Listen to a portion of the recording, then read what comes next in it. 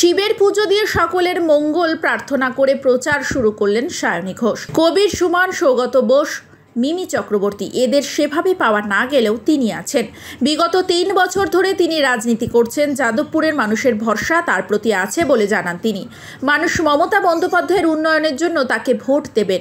কেন্দ্রের বিভেদকামী সরকারের বিরুদ্ধে বাংলার মানুষ লড়াই করছে।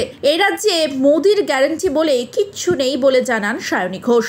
রাজপুর সোনারপুর পুরসভা 30 নম্বর ওয়ার্ডের বরতলা থেকে প্রচার শুরু করলেন যাদবপুরের কেন্দ্রের তৃণমূল কংগ্রেস প্রার্থী সায়নী ঘোষ। বর্ণাঢ্য শোভাযাত্রার মাধ্যমে পুরো এলাকা পরিদর্শন করেন তিনি। তার সাথে ছিলেন সোনারপুর উত্তর বিধানসভা কেন্দ্রের বিধায়ক ফিরদৌস বেগম, সাংগঠনিক প্রধান নজরুল আলী মণ্ডল সহ তৃণমূলের সমস্ত কর্মীরা। সায়নী ঘোষ প্রচারে গিয়ে কি বলেছেন শোনাবো আপনাদের। আপনাকে মানুষ ভোট কেন দেবে? মানে এর আগে যে তিনজন সাংসদ ছিলেন তাদেরকে সেভাবে এলাকার বাসিন্দারা পাননি। নতুন প্রতিশ্রুতি না, আমরা কথা দিই না, কথা রাখি। মমতা বন্দ্যোপাধ্যায়ের উন্নয়নের জন্য ভোট দেবে।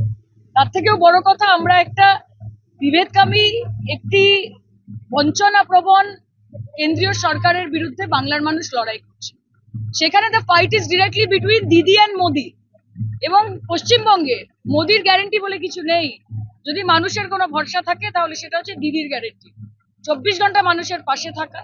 এবং মমতাদি যখন সেটা করেছে, আপনারা দেখেছেন যে আমাদের বিধায়ক থেকে শুরু করে, আমাদের কাউন্সিলর থেকে শুরু করে, আমাদের গ্রাম পঞ্চায়েতের পুরো সিস্টেম থেকে শুরু করে নেতৃত্ব অব্দি সাংগঠনিকভাবে তারা 365 দিন মানুষের পাশে থাকে।